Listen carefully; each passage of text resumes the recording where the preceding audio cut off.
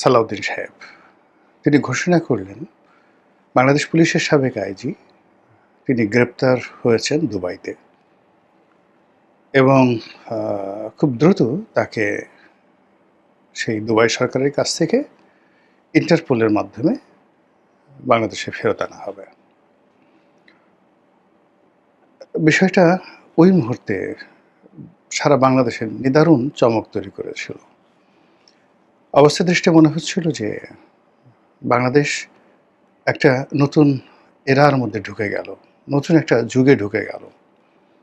সংযুক্ত আরব আমিরাতের মতো একটি শক্তিশালী রাষ্ট্রে ইন্টারপোলের মাধ্যমে বাংলাদেশ পুলিশের প্রমিথিউস বলে খ্যাত এ যাবৎকালে পুলিশের সবচেয়ে সুদর্শন, সবচেয়ে চৌকুশ, সবচেয়ে ধড়িবাজ, সবচেয়ে ধান্দাবাজ, সবচেয়ে অল মানে মাস্টার ফর অল আর বললাম না। তো যে বেনজির অত ভালো ছাত্র ছিলেন না, বিএ পাশ করে ঢাকা বিশ্ববিদ্যালয়ের পাস কোর্সের পরে মাস্টার্সে ভর্তি হয়েছেন। তারপর পুলিশে ঠিক ওইরকম আহামরি ভালো রেজাল্টও তার না, তার ব্যাচে তিনি ফার্স্ট সেকেন্ড থার্ড হয়েছেন এরকম কোনো নজির নেই। এরকম একজন মধ্যম মানের পুলিশ কর্মকর্তা, অথচ তিনি তার কর্মজীবনে যে গ্র্যান্ড ভিক্টরিগুলো করেছেন দেশে দেশের বাইরে, তিনি জাতিসংঘে দীর্ঘদিন কাজ করেছেন, ইন্টারপোলের সাথে কাজ করেছেন, শান্তিরক্ষী মিশনের সাথে কাজ করেছেন এবং বড় বড় পদে, যেখানে বাংলাদেশের খুব অল্প সংখ্যক কর্মকর্তা এরকম বড় পদে কাজ করেছেন। তারপর শেখ হাসিনার জামানাতে এসে রীতিমতো সোনার পাথর বাটি বা জাদুর কাঠি হাতে নিয়ে তিনি তার প্রথম যে শুরুটি সেটা হলো ডিআইজি অ্যাডমিন, পুলিশ হেডকোয়ার্টার। মানে ডিআইজিদের মধ্যে এর চাইতে বড় কোনো পদ আর নেই। এরপর ডিআইজি এডিশনাল আইজি অ্যাডমিন, এরপর ঢাকা মেট্রোপলিটন পুলিশ কমিশনার দীর্ঘদিন, তারপর ডিজি র্যাব, তারপর আইজি। আমার কাছে মনে হয় না যে বাংলাদেশের পুলিশের ইতিহাসে এতগুলো সৌভাগ্য, এতগুলো পদ, এতগুলো পদবি নির্বিঘ্নে, নির্ভাবনায়, নিশ্চিন্তে কোনো পুলিশ কর্মকর্তা ভোগ করেছেন এরকম কেউ নেই।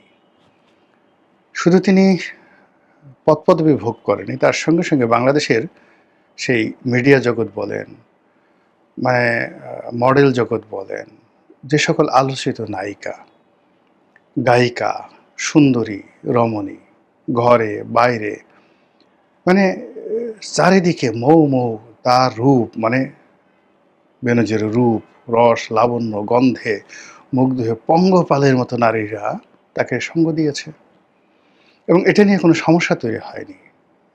এক প্রেমিক বলেনি আমাকে বিয়ে করো, আর এক প্রেমিকা বলেনি যে আমাকে এটা করো। তিনি অসাধারণভাবে সবাইকে ম্যানেজ করেছেন। তারপরে অর্থবিত্ত উপার্জন, মানে যে পরিমাণ আইজিদের থেকে তিনি টাকা পয়সা উপার্জন করেছেন দেশে দেশের বাইরে, সেই গরুর ব্যবসা, সাদেক অ্যাগ্রোর থেকে অভিজ্ঞতা নিয়ে সে গরুর ব্যবসা, 5 স্টার হোটেলের ব্যবসা, নিজের রিসোর্টের ব্যবসা, দেশের বাইরে স্বর্ণের ব্যবসা থেকে শুরু করে এমন কোনো কাজ নেই না করেছেন। আইজি হিসেবে তিনি ঢাকাতে যে বাড়ি করেছেন, যে ফ্ল্যাট করেছেন, তার যে গাড়ি বাড়ি, পোশাক আশাক, লোকজন মিলিয়ে মানে এক অনন্য, মানে এরকম কোনো সেনাপ্রধান, কোনো পুলিশ প্রধান, কোনো মন্ত্রী, কোনো এমপি, কোনো প্রধানমন্ত্রী, মানে ওনার একটা কেনি আঙুলের সমান, কেনি মানে আমরা যেটাকে বলি কনিষ্ঠ আঙ্গুল, এই আঙ্গুলের সমানও সফলতা দেখাতে পারেনি। তো কাজেই এরকম একজন মানুষ যার সারা দুনিয়া পরিচিত, কতগুলো যে পাসপোর্ট আছে একমাত্র আল্লাহ জানে। তো সেই মানুষটি দুবাইতে ধরা পড়বেন। আর আমাদের স্বরাষ্ট্রমন্ত্রী, যদি বেনজির সাহেবের তুলনায় চিন্তা করেন, স্বরাষ্ট্রমন্ত্রী তার কর্মজীবনে তিনি এপিএ ছিলেন বিসিএস হয়ে, তারপরে প্রধানমন্ত্রী এপিএ ছিলেন, তারপরে যোগাযোগ প্রতিমন্ত্রী ছিলেন, ভালো কথা, কিন্তু বেনজির সাহেবের মতো তার কোনো ধারাবাহিকতা নেই।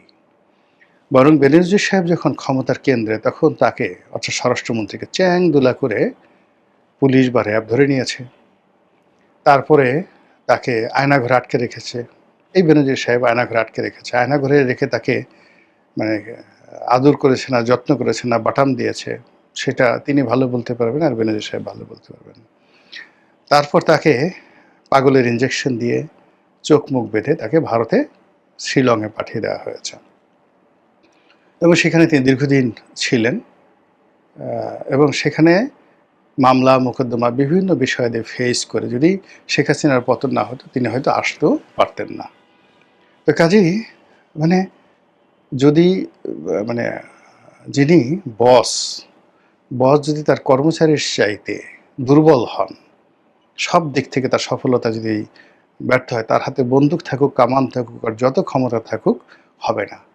তো এখন যদি গত ২০ বছরের ধারাবাহিক সফলতা ধরেন, তাহলে সেক্ষেত্রে আপনি বেনজিরের সফলতা হিমালয় পর্বতের মতো।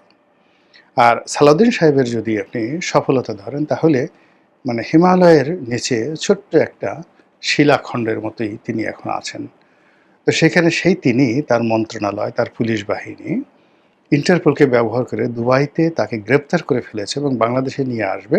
এটা রীতিমতো আমি একেবারে অবাক হয়ে গেছি। তারপর আমি চিন্তা করেছি যে আচ্ছা ঠিক আছে, আমি ফেসবুক স্ট্যাটাস দিলাম যে এটা বাংলাদেশে একটা বিরাট সফলতা এবং বেনজিরকে এনে বাংলাদেশে যদি বিচার করা যায়, তাহলে যাকে বলা হয় একটা নতুন যুগের সৃষ্টি হবে। তখন বেনজিরের যারা ঘনিষ্ঠজন তারা অনেকে হৈ হৈ করে উঠেছিলেন যে আপনি বেনজিরকে চেনেন না, সে ইচ্ছে করে দুবাইতে গেছে এবং দুবাইতে গেছে একটা ব্যবসায়িক কাজে। আর সেখানে তার এক ব্যবসায়িক পার্টনার, যে এখন বর্তমান সরকারের একজন সংসদ সদস্য, তার সাথে মানে বেনজিরের ক্যাশিয়ার ছিল, সেই বেনজিরের ক্যাশিয়ার থেকে বেনজিরের টাকা মেরে দিয়ে সে নমিনেশন ভাগিয়ে নিয়েছে। কত টাকাতে একমাত্র আল্লাহ জানে। সেই লোক বেনজিরকে ঠকানোর জন্য মানে তার সাথে একটা সমঝোতার কথা বলে দুবাইতে এসেছে। হয়তো বেনজিরকে বলেছে যে সরকারে আমি এমপি হয়েছি, আমি সরকারের সাথে তোমার একটা বা আপনার একটা সমঝোতা করে দিচ্ছি। ক্যাশিয়ার সাহেব বেনজির বিশ্বাস করেছে। বিশ্বাস করে সেখানে গিয়ে, যেহেতু বেনজিরের ক্যাশিয়ার, তারও তো ফাজলামো বুদ্ধি কম না, সে গিয়ে হয়তো সেখানে ইন্টারপোল দিয়ে তাকে ধরিয়ে দেওয়া হয়েছে। তো এতক্ষণ পর্যন্ত, অর্থাৎ ধরিয়ে দেওয়া পর্যন্ত বেনজির ওয়াজ স্টপ। কিন্তু যখন ধরিয়েছে তখন বেনজির তার আসল রূপ দেখিয়েছে, তার কৌশল দেখিয়েছে। যেহেতু সে ইন্টারপোল হ্যান্ডেল করে আসছে, দুবাই হ্যান্ডেল করেছে, তার ক্যাশিয়ার তাকে মানে মাটির সঙ্গে মিশিয়ে দেবে, এটা হয় না। তিনি সেখানে কৌশল করেছেন, অবলম্বন করেছেন এবং কৌশল অবলম্বন করে দুবাই কর্তৃপক্ষর যে নিয়মকানুন রয়েছে সেই নিয়মকানুনের সুবিধা নিয়ে তিনি সেখানে জামিন নিয়েছেন এবং এমনভাবে তিনি সেখানে আইনগত পদ্ধতি নিয়েছেন যেন বাংলাদেশ সরকার বা ইন্টারপোল কোনো অবস্থাতে তাকে এখানে পাঠাতে পারে না। ইন্টারপোলের নিয়মকানুন কী আছে, এটা আপনি আমি যারা আলোচনা করি তাদের চেয়ে ১,০০০ গুণ বেশি জনাব বেনজির, ডক্টর মোহাম্মদ বেনজির, তিনি ভালো বোঝেন। এর আগে এই ইন্টারপোলের মাধ্যমে বর্তমান ধর্মমন্ত্রী যিনি আছেন মোফাজ্জল হোসেন কায়কোবাদ, তিনিও গ্রেপ্তার হয়েছিলেন দুবাইতে। কিন্তু দুবাই কর্তৃপক্ষ তাকে ছেড়ে দিয়েছিল এবং তাকে দুবাই থেকে অন্য দেশে যাওয়ার অনুমতিও দিয়েছিল। বেনজির সাহেব এখানে যে কাজটি করেছেন সেই কাজটি হলো, তিনি এমনভাবে মানে ব্যবস্থা করেছেন, তার প্রাথমিক স্তর হলো তিনি দুবাইতে থাকতে পারবেন।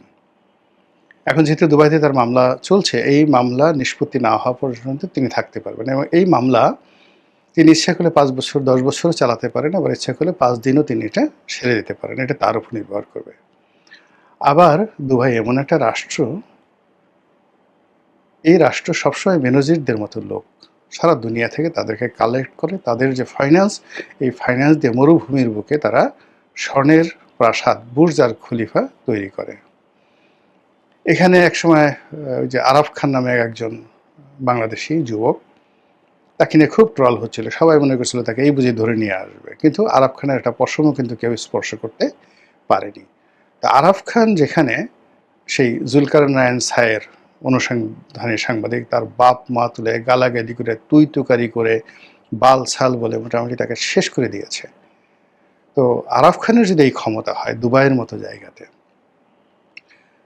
সেখানে বেনজিরের অবস্থা কি হতে পারে বোঝার চেষ্টা করেন। এটা হলো দুবাই। সেখানে আইনের শাসন আছে।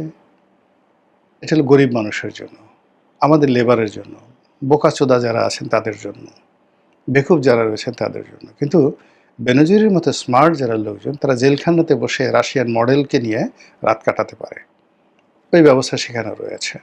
জেলখানা থেকে বের হয়ে সে আজ লেবাননের মেয়ে, কাল বাংলাদেশের মেয়ে, পরশুদিন অমুক। বাংলাদেশ থেকে যারা যারা দুবাইতে যায় চামড়া ব্যবসার জন্য, এদের সবাইকে তিনি সেখানে নিয়ে ওখানে তার একটা বিলাস বহুল সেই যে ইয়োটে বসে তিনি, যাকে বলা হয় ওই আলু লিয়েলো, যে বিখ্যাত নানা পাটেকারের যে সিনেমা, ওইরকম দৃশ্য তিনি সেখানে চিত্রায়িত করতে পারেন।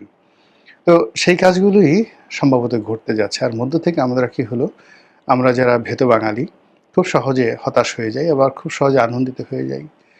তাদের মুখে এই বেনজির সাহেব সেই বাংলাদেশ থেকে চলে যাওয়ার পরও তিনি যেভাবে চপেটাঘাত দিলেন, এটা খুবই একটা খারাপ কাজ করেছেন।